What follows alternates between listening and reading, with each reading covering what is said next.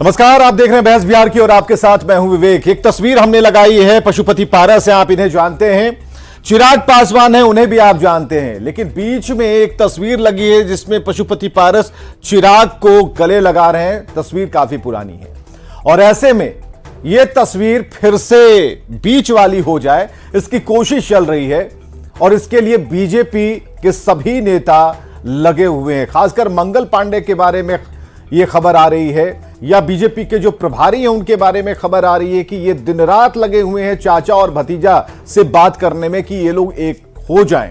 लेकिन क्या चाचा भतीजा मान जाएंगे? जहां दल और दिल की बात पारस कर रहे हैं और ये कह रहे हैं कि दल की बात होती तो मिलान हो सकता था, लेकिन दिल टूट गए हैं, दिल अलग हो गए हैं। लेकिन ये राजनीति है, इस राजनीति में कब क्या हो जाए कुछ कहा नहीं जा सकता। सबसे पहले एक छोटी सी रिपोर्ट हम आपको दिखाते हैं।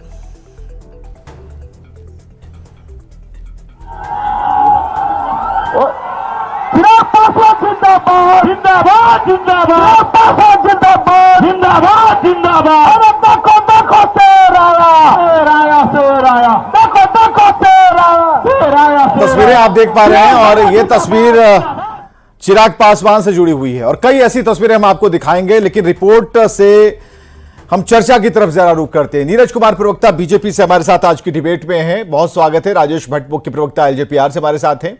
देवजानी मित्रा है प्रवक्ता आरएलजेपी से, बहुत स्वागत है। यादव प्रवक्ता आरजेडी से हैं, सबका एक साथ बहुत बहुत स्वागत करना चाहेंगे। और शुरू हम जरा करते हैं देवजानी मित्रा से, जो कि प्रवक्ता आरएलजेपी से। आज दिन में भी हमने कोशिश की थी देवजानी से हम बात करें और सोशल मीडिया के जरिए हमने बात करने की कोशिश की जाती थी। थोड़ी तलखी जरूर हुई आमने सामने चाचा और भतीजे की पार्टी में, लेकिन प्रवक्ताओं ने अंत तक जाते जाते ये जरूर कहा कि देश के लिए, देश की मजबूती के लिए, बिहार के लिए, अपनों के लिए, जिनके लिए हम राजनीति करते हैं, उनके लिए कॉम्प्रोमाइज किया जा सकता है, कुछ हो सकता है क्योंकि ये नेतृत्व, जो शीर्ष नेतृत्व है, उन्हें फैसला लेना है।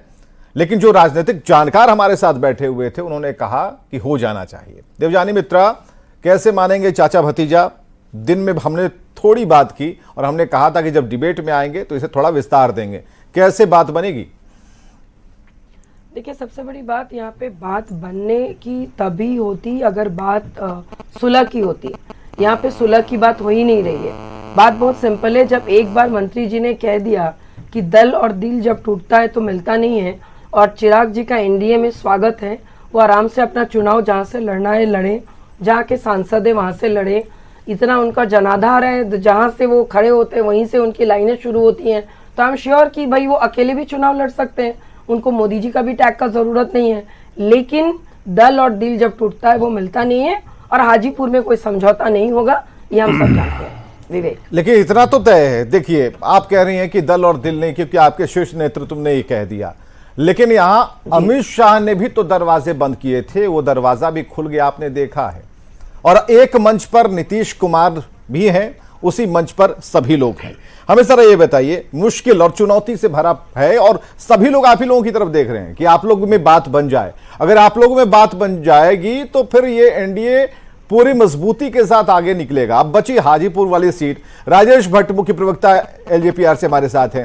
राजेश भाई, हमें जरा ये बताइए, क्या बिल्कुल दल और दिल वाली बात पर आप लोग भी टिके हुए हैं? नहीं विवेक जी, देखिए, हम लोगों ने कभी नहीं कहा कि दिल टूटता है नहीं मिलता है, दल टूटता है नहीं मिलता है। हमने कभी ऐसा कोई वक्तव्य हमारे पार्टी के राष्ट्रीय अध्यक्ष चिराग पासवान ने नहीं कहा। देखिए, वो एक संस्कारी पुरुष हैं, उनके पिता से मिले संस्कार का एक परिचय है कि उन्होंने हमेशा, जब इस काफ़ी मतभेद के बाद भी अपने चाचा जी के सामने जब भी होते हैं तब वो पैर छूकर आशीर्वाद लेते हैं। तो उनके तरफ से जो तलखियां हैं और विरोध है वो निश्चित तौर पर तुलनात्मक कम है। और विरोध इस कारण है कि भाई एक बुरे समय में जब पिता का देहावसान हो जाए, पार्टी बुरी तरह बिहार में जो है धाराशायी हो गई थी, और उसके बाद चाचा जी अपने महत्वाकांक्षा के लिए, एक राजनीतिक महत्वाकांक्षा के लिए पूरे परिवार और पार्टी को जो है ताक पर रख कर चले गए। तो ये सब कुछ बिहार की जनता ही नहीं, देश की जनता देखी है कि चाचा के तरफ से पहल हुई है, हम लोगों ने कुछ नहीं किया है। हम लोगों को तो उन्होंने अलग थलग कर दिया था, और यह कुशल नेतृत्व और संगठनकर्ता के रूप में चिराग जी एक जाने जाते हैं। और कम दिनों में जिस तरह से लोक जनशक्ति पार्टी रामविलास उभर के आई, उसका परचम देख रहे हैं कि जहां भी चिराग जी जाते हैं एक जन सैलाब दिखता है। इसमें कहां कोई संदेह है? चिराग आगे बढ़ते जा रहे हैं, इसमें कहां कोई संदेश है? देवजानी और देखिए विवेक जी, राजेश भाई देखिए विवेक जी पर है, एक मिनट, देवजानी मित्रा कुछ कहना चाह रही है, जरा बोलने दीजिए। देखिए, बात एक तरफा हो रही है। मैं आपको सीधी बात बताऊं, हमारे भारतीय संस्कार में ये पार्टी नहीं है कि भाई कोई बड़े बुजुर्ग किसी छोटे को घर से ऐसे ही निकाल दे। भाई वो पार्टी की लड़ाई थी, उनको राष्ट्रीय अध्यक्ष भी बनना था, उनको कोषाध्यक्ष भी बनना था, उनको वन इन ऑल बनना था। और हम सब जानते हैं, जब आप पॉलिटिकली, जब मास लीडरशिप आप जब जाते हो तो यू गेट अ चांस कि आपको एक रोल प्ले करना होता है, आपको एक रेस्पॉन्सिबिलिटी लेनी होती है। उनको कहीं ना कहीं लगा नहीं, पिताजी के जाने के बाद मैं उत्तराधिकारी हूँ। भाई कौन सा ऐसे संविधान में लिखा हुआ है या पार्टी में ऐसा कौन सा स्वर्गीय श्री रामविलास पासवान जी जाते वक्त लिख के गए थे कि पुत्र मेरे बाद तुम हो? अगर ऐसी बात होती तो एक let me complete Rajesh ji, let me complete, बस मैं एक लाइन में कंप्लीट करना चाहूंगी। हाजीपुर में जब उन्होंने अपने छोटे भाई को हाथ पकड़ के बोला, पारस जी आज आप इस जगह को आप संभालिएगा, और उनके बेटे को वो जम्मू ही लेके गए थे कि आज जम्मू ही आपके हवाले। और अगर इतने ही अच्छे सांसद है वो, तो जम्मू ही का हाल ऐसा क्यों हो गया? 10 साल में जम्मू में उन्होंने क्या काम किया? हम लोग तो एक बार भी जम्मू का दावा नहीं कर रहे हैं। और ये कैसा बेटा है भाई जो अचानक से उनको पुत्र माने बेटा होने का एहसास हुआ कि नहीं, मेरा क्या कहते हैं, पापा की जो कर्म भूमि है वो हाजीपुर है, बाकी कुछ है ही नहीं। और एक तरफ आप लोग बोल रहे कि जनाधार है। भाई इतना ही जनाधार है तो जम्मू से लड़के दिखाइए, जम्मू भी तो आप ही का घर है ना, जम्मू ही कहीं तो बात देवजानी जी वही है कि आप लोगों को दिखाने के लिए चिराग थोड़ी ना पॉलिटिक्स कर रहे हैं, राजनीति वो भी तो यही कहते हैं। वही बात है, एग्जैक्टली। तो मैं आपको वही बोल रही हूँ कि अगर वो दिखाने के लिए नहीं कर तो बार बार हाजीपुर का दावा क्यों कर रहे हैं? बार बार वो ये क्यों दिखा रहे हैं कि वो उत्तराधिकारी हैं? राजेश भाई वो अपना साबित करे, वो अपना काम करे ना, वो तो काम के बिना सब कुछ कर रहे हैं। विवेक जी हमारे पार्टी के राष्ट्रीय अध्यक्ष आदरणीय श्री चिराग पासवान का व्यूज कंसेप्ट क्लियर है। वो चाहते हैं कि बिहार में 40 सीट और 400 के पार तभी जाएगा जब जवाबदेह और मजबूत लोगों को उम्मीदवार बनाया जाएगा। इसलिए मतलब आप कहना चाहते हैं कि हाजीपुर में जिस तरह का विरोध है, one and only Chirag Paswan 40 के 40 सीट हाजीपुर में सीएम का कोई रोल नहीं होगा। अब हमको बोलने दीजिए, ऑनरेबल सीएम का कोई हाजीपुर में विवेक जी जिस तरह से पारस पासवान जी का पारस जी का जिस तरह से विरोध हो रहा है, तमाम वहां के सर्वे बता रहे हैं कि पारस जी को कोई नहीं चाहता। वो लगातार हर सर्वे में चिराग जी को वहां की जनता चाहती है, और ये जनता की मांग है, ये हमारी मांग नहीं है। और हम इस जनता जनार्दन का सम्मान करते हैं। पूछ लेते हैं राजेश भट्ट जी, कौन से सर्वे की बात कर रहे हैं आप? कई सर्वे हुए हैं, कई चैनलों पे लगातार न्यूज़ 18 ने नहीं किया ना, न्यूज़ 18 का सर्वे नहीं है ना, तो बात यही खत्म हो जाती। किसने क्या किया छोड़िए, न्यूज़ 18 अकेला चैनल भी तो नहीं, ठीक है अकेला चैनल नहीं, हम तो दावेदारी करते हैं, जो हम दिखाते हैं उस पर हम बने रहते हैं। पे ऐसे सर्वे दिखाए गए हैं। दूसरी कहां सर्वे है? वही तुम सर्वे, अगर ऐसा कोई वीडियो है तो दिखाइए, या फिर कुछ है ऐसा आपके पास जिसमें पता चले कौन सा सर्वे? विवेक जी आप करा लीजिए ना सर्वे। ये देखिए, अब फिर हमें हमारे ऊपर आ रहे हैं। कल फिर मैं बात कर लूंगा इसी चैनल पे आके। बिहार में हाजीपुर में कभी भी आप जाएंगे तो वो सिर्फ चिराग के नारे लगते हैं। हाल के दिनों में राष्ट्रीय अध्यक्ष हमारे चिराग पासवान जी जब हाजीपुर में आम सभा किए तो जन संवाद कार्यक्रम के तहत दिखा कि उस कड़ाके की सर्दी में 25,000 से ऊपर लोगों की भीड़ और पूरा हाजीपुर चौक हो गया था। और उस भीड़ को इस लोकप्रियता का और क्या कहा जाएगा? को जुटाने का काम किसने किया था? अरे भाई आपके नेता जब आ जाते हैं हाजीपुर तो कुर्सियां खाली रहती हैं, और यहाँ स्टेडियम से लेकर सड़क तक खचाखच भर गया था। तो इस लोकप्रियता, यही तो लोकप्रियता का पैमाना है। लोकतंत्र में और कैसे जानते हैं लोग? वो जब जाते हैं एक ऐसा कॉन्वॉय हाजीपुर उनके जरा रुकिएगा, हाजीपुर रामविलास जी हाजीपुर के पर्याय थे। ये बहुत आम सी बात है। रामविलास जी और हाजीपुर एक दूसरे के पर्याय थे। यही हाजीपुर से उन्हें Guinness book of world record में भारी अंतर से जिताकर हाजीपुर की जनता ने भेजा था। सबको पता है। और और हाजीपुर से क्या लगाव था उनका, ठीक है। उन्होंने माँ की संज्ञा तक दे डाली थी। हाँ, हाँ। उस माँ के सम्मान के ठीक है। लिए चिराग जी अगर नहीं आगे बढ़ेंगे और कौन बढ़ेगा? ठीक है। कम से कम कुछ लीडरशिप भाई पशुपति कुमार पारस जी ने वहां क्या किया है? बिना सीखे 5 साल मंत्री रहे ना, 5 साल मंत्री रहे पशुपति कुमार पारस जी ने वहां क्या किया? हाजीपुर में क्या किया? आप देवजानी जी को बताना चाहिए कि हाजीपुर में उन्होंने क्या किया। चिराग जी ने जमुई को तबाह किया है भाई चिराग जी ने जमुई को तबाह नहीं, किया। जमुई अभी आकांक्षी जिलों में पहले स्थान पर है। चिराग जी का अभी नीति आयोग की रिपोर्ट आई है और उसमें आकांक्षी जिलों में पहला स्थान जमुई को दिया गया है। यह बताता है कि चिराग पासवान के पास केंद्रीय योजनाओं को लागू करने की नीति क्या थी। ठीक है, आप जरा रुकिएगा, अब आप दोनों जरा रुकिए। नीरज कुमार प्रवक्ता बीजेपी से हमारे साथ हैं। नीरज कुमार, जो स्थितियां बन पा रही हैं और एक दूसरे के आकार को छोटा दिखाने की कोशिश की जा रही है कि आपने क्या किया और आपने क्या किया। यहां पर हाजीपुर सीट है और ऐसे में पूरी जिम्मेदारी अब बीजेपी के पास है कि आप समझौता करवाएं, अगर करवा पाए तो। लेकिन जो स्थितियां दिख रही हैं अपने नेतृत्व को और उनके बयानों को लेकर प्रवक्ता जिस तरीके से कोट कर रहे हैं, ये इतना आसान है क्या आप लोगों के लिए? दोनों पार्टी के नेता बड़े मैच्योर और सुलझे हुए हैं और समय के साथ आपको बहुत सुखद परिणाम सुनने को देखने को मिलेगा कि कैसे एनडीए की सीट शेयरिंग इस तरह से होगी कि 40 की 40 सीट हम जीतेंगे। रही बात इनके सुबह का पारिवारिक सवेरा झगड़े की, बताता है कि दिन कैसा होगा, तो हम तो सुबह का सवेरा ही देख रहे हैं। नहीं, आप यहाँ सुबह का सवेरा मत देखिए, हम लोग भी देख रहे हैं और निश्चिंत रहिए, बड़े शानदार तरीके से सीट शेयरिंग यहाँ वही तो हम जानना चाह रहे हैं कि शानदार तरीका क्या होगा। सभी लोग हंसते मुस्कुराते मानेंगे। हाँ। और परिवार के झगड़े में हम लोगों को बहुत नहीं पड़ना।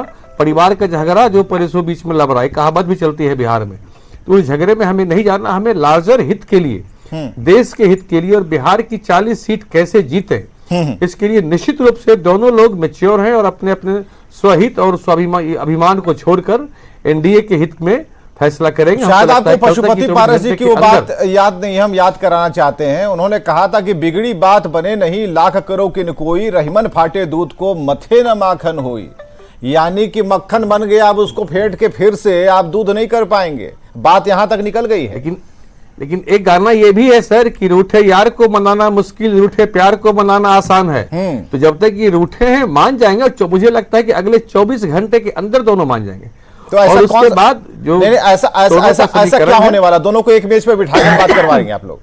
क्योंकि सर यहाँ क्या है ना कि एक नेशन के हित में, एक राष्ट्र के हित में एनडीए चल रहा है। वही दूसरी जो इंडिया अलायंस है वहां स्वहित सर्वोपरि है, स्वहित भारी है। तो यहाँ जब नेशन के हित में जब 400 सीट पार करने का एजेंडा लेके चले हैं, तो वहां पर व्यक्तिगत आकांक्षाओं को कोई बहुत मोल महत्व नहीं रह जाता। किन्हीं के लिए वो नहीं रह जाता है। कोई दल हो, मैं किसी एलजेपी एलजेपी के लिए नहीं बोल रहा, किसी भी दल के लिए व्यक्तिगत हित बहुत मायने वहां नहीं रख जाता है। चलिए, यही सीन क्रिएट हुआ था तब जब इंडिया अलायंस के बारे में बात होती थी। यादव उस समय प्रवक्ता के तौर पर हमारे साथ आती थी डिबेट में और बराबर इनसे हम ये सवाल पूछते थे कि इंडिया अलायंस, एक मिनट, सीट शेयरिंग को लेकर यादव जी क्या होगा, सीट शेयरिंग को लेकर फलनवा बाबू क्या होगा, जो भी प्रवक्ता से आते थे और ये लोग कहते थे कि आप उनसे सवाल क्यों नहीं पूछते, तो आप लोग कहते थे कि भाई हम तो 1-2 दिन में कर देंगे, फिनिश कर देंगे। यादव जी, अब वो पुरानी बात याद आ रही है, बहुत मेहनत लग रही है इन लोगों को एक करने में। बिल्कुल विवेक जी, हाजीपुर की सीट चाचा भतीजा में लड़ाई, ये वो सीट है जो चिराग पासवान के पिताजी और पशुपति पारस जी के बड़े भाई बड़े प्रेम से सींचे थे। आज वो भी शर्मा रहे होंगे कि जिस सीट पे वो जीतते रहे लगातार, वहां के लिए इतना काम किया, आज उन्हीं का बेटा भतीजा, उन्हीं का भाई भतीजा उस सीट के लिए लड़ रहा है। एक रोटी लड़ने वाले दो न्याय के लिए जाते हैं बीजेपी के पास। ऐसे ना हो कि रोटी खिसक जाए, रोटी चली जाए, सीट ही निकल जाए दोनों के हाथ से। एक कहते हैं कि हम हनुमान हैं बीजेपी वाले, बीजेपी के, तो बीच में आते हैं शकुनी मामा पशुपति पारस जी के तरफ से। अब जहां अब शकुनी मामा का इंटरफेरेंस हो जाएगा, वहां विनाश, इतिहास गवाह है कि वहां विनाश होता है। और दूसरी बात, अगर ये दोनों इतने बड़े नेता बनते हैं तो खुद लड़ ले चुनाव, अपनी ताकत दिखा दें। बीजेपी के बैसाखी पे ही दोनों को चुनाव लड़ना है। हंसी तो इस बात की आ रही है। अब देखें बीजेपी वाले क्या करते हैं, किसको मनाते हैं, किसको हाजीपुर की सीट देते हैं। ऐसा ना हो, मैं फिर दोहरा रही हूँ कि ये सीट न पशुपति पारस जी को जाए न चिराग पासवान जी को जाए, दोनों हाथ मलते रह जाएंगे। कुछ ऐसी स्थिति बनने वाली है। ठीक है, जरा जानते हैं, एक अभी मिनट भी आप ही की ठीक बात नहीं को है। बढ़ाते हैं। देवजानी मित्रा, प्रवक्ता आरएलपी। देवजानी जी, यहाँ पर बात है कि किसी संभाव पर आनी चाहिए। सारे गामा पाधा नी सा नी धा प म ग रे सा, यानी सा पर आकर बात खत्म होनी चाहिए। पारिवारिक रिश्ते, पारिवारिक तलखी, ये ज्यादा जरूरी है इस वक्त, या फिर मिल जाना जरूरी है? वो चीजें चल रही हैं। और मुझे याद है कि कोरोना के आसपास या फिर उससे थोड़ा आगे जाएंगे तो हमने चिराग की बड़ी माँ का इंटरव्यू किया था, मैं नहीं किया था। और जब मैंने उनसे पूछा तो उन्होंने इस बात को कहा कि पशुपति जी बड़े हैं घर में, चिराग भी हैं जो मुझे अति प्रिय हैं, तो जब यही लोग आपस में लड़ेंगे और इस तरह से करेंगे तो आगे तो पार्टी तो बाद की चीज है ना। तो ऐसी स्थिति में क्या उम्मीद बिल्कुल हम छोड़ दें? और ऐसा लगता है कि ये बिल्कुल, क्योंकि ये तो बीजेपी तो कह रही है कि नहीं 1-2 दिन में देखिएगा रिजल्ट आ जाएगा, हंसेंगे, मुलाकात करेंगे, लेकिन आप लोगों की बात से ऐसा नहीं लग रहा हमें। देखिए, सबसे बड़ी बात कि मुझे समझ नहीं आता है कि हाजीपुर की दावेदारी करना कैसे जरूरी है, जब ऑलरेडी बड़े भाई साहब ने छोटे भाई के ऊपर जिम्मेदारी हाजीपुर की दी हुई है और वो काम कर रहे हैं। तो अचानक से बेटा प्रकट होता है अपना एक सेकंड करियर ऑप्शन लेके, और उनको लगता है कि भाई हमने जमुई में कुछ काम नहीं किया, अभी चाचा जी के साथ एक ईगो क्लैश में आता है और अपने एरोगेंट नेचर के साथ वो आते हैं और वो अपने आप को मोदी जी का हनुमान बोलते हैं, जबकि वो ऑनरेबल सीएम से भी नहीं मिलते हैं और वो दिखाते हैं कि वो एनडीए में है। और उनका दूसरा एक जो प्यार भरा जो संपर्क वो लालू जी और ऑलरेडी तेजस्वी प्रसाद यादव के साथ है। ये कोई और बोले ना बोले, लेकिन सबको ये पता है। और 10 मार्च को एक क्या कहते हैं सभा होती है, उसमें उन्होंने सबको बारे में बोला, चाहे वो हमारे ऑनरेबल पीएम हो, चाहे हमारे ऑनरेबल सीएम हो, उन्होंने किसी को नहीं छोड़ा। तो एक प्रॉब्लम समझिए, हमारा कोई प्रॉब्लम नहीं है उनके साथ, उनको प्रॉब्लम है हर वो बुजुर्ग से जो उनसे बेटर है, चाहे वो ऑनरेबल सीएम ऑफ बिहार हो, चाहे वो उनके खुद के चाचा जी। अरे भैया, रात के अंधेरे में तो नहीं ना मिलते। 1 सेकेंड, रात के अंधेरे में नहीं ना मिलते। राजेश जी, मैंने आपसे बात ही नहीं किया। नहीं, आप इस तरह का इल्जाम लगा रहे हैं। रात के इल्जाम अंधेरे में नहीं मिलने लगा जाते रहा हैं क्या? रात के अंधेरे में आप नेता की मिलते हैं। तरह रात के अंधेरे में मिलने जाते हैं क्या? नहीं, विपक्ष से 1 सेकेंड, हमारे नेता देखिए, का संपर्क प्योर सबके साथ अच्छा है। कंप्लीट निष्ठा रखते हैं चिराग जी। भाजपा के हनुमान कहते हैं तो भाजपा के प्रति पूरी निष्ठावान है। आपके नेता की तरह रात के अंधेरे में नहीं मिलने जाते नीतीश कुमार जी से। युवा नेता है जिनको बड़े बुजुर्ग पक्ष से में खड़े रहते हैं, मजबूती से खड़े रहते हैं। बड़े बुजुर्ग से ही प्रॉब्लम है। I am sure. और हमेशा बड़ों का सम्मान करना चिराग जी। बहुत बहुत शुक्रिया। आज की डिबेट को खत्म करते हैं, लेकिन इतना जरूर है कि चाचा भतीजा मान जाएंगे। बीजेपी का ये कॉन्फिडेंस आखिर किस बात को लेकर है? बीजेपी क्यों कह रही है कि बस इंतजार कीजिए कुछ घंटे का, 1-2 दिन में ये फाइनल हो जाएगा, सभी मिलकर बैठेंगे और कोई ना कोई हल निकाल लेंगे, सारी तलखियां दूर हो जाएंगी। हमें भी इस बात का इंतजार है, यही पैनल होगा। और जो आज लड़ रहे थे आज आमने सामने, उनसे हम तब सवाल करेंगे कि बताइए संभावना का खेल है कि नहीं राजनीति। तो हम भी इंतजार में ही हैं। बहुत बहुत शुक्रिया।